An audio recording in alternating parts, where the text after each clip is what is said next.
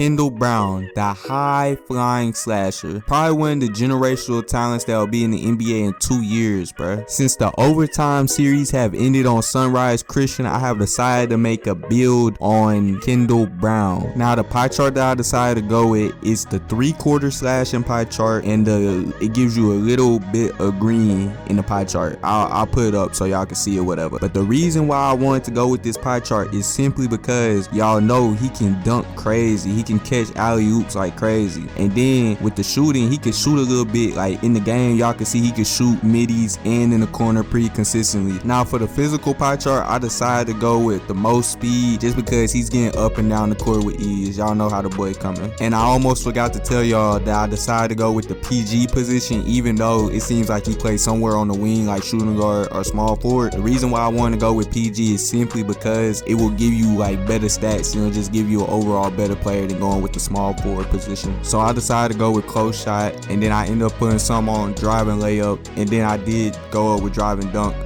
Now withstanding, I thought about going up withstanding, but then I was like, hell nah, like he didn't play like that. Then I went up with mid-range 3-point shot, had to get it all the way up there. Went up with free throw, of course. And then post fade, I was kind of like iffy, so I went down until I got 20 badges. So then after that, went up with pass accuracy. And then I went with ball handling, of course, because he could dribble a little bit. Then went up with post moves.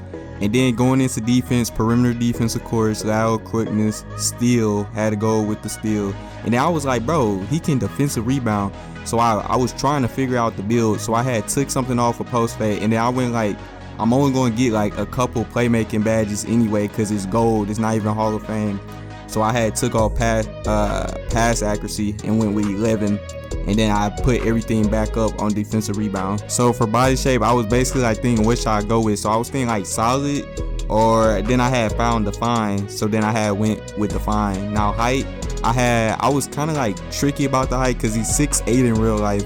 But the stats, like it'll make the build like totally trash. So I was thinking like maybe like 6'6" or 6'7", and then I had end up just going with 6'7", so yeah. Then for the weight, he's 205 in real life, and I was like, that'll work with the build, so I went 205. Now a lot of y'all are probably thinking, why would I go with a short wingspan? The only reason is because I want this to be an offensive build, and the 3-point was already low, so I wanted y'all to at least be able to shoot 3-pointers and be able to like get your takeover booster up before you start shooting threes. Now for the takeover, I decided to go with the slashing takeover just because y'all see him dunking over everybody in overtime. Now for the badges for finishing, I went with consistent finisher on Hall of Fame, contact finisher on Hall of Fame, and relentless finisher on Hall of Fame, and also lob city finisher on Hall of Fame. Okay, for the shooting badges, go with catch and shoot on gold, corner specialist on silver, deadeye on gold, green machine on gold, hot zone hunter on gold, range extender on gold, and volume shooter on gold. Okay, so for playmaking badges, you want to go with handles for days on gold, quick first step on gold, unpluckable on gold, and tight handles on silver. And then for defense, you want to go with clamps on gold and intimidator on silver.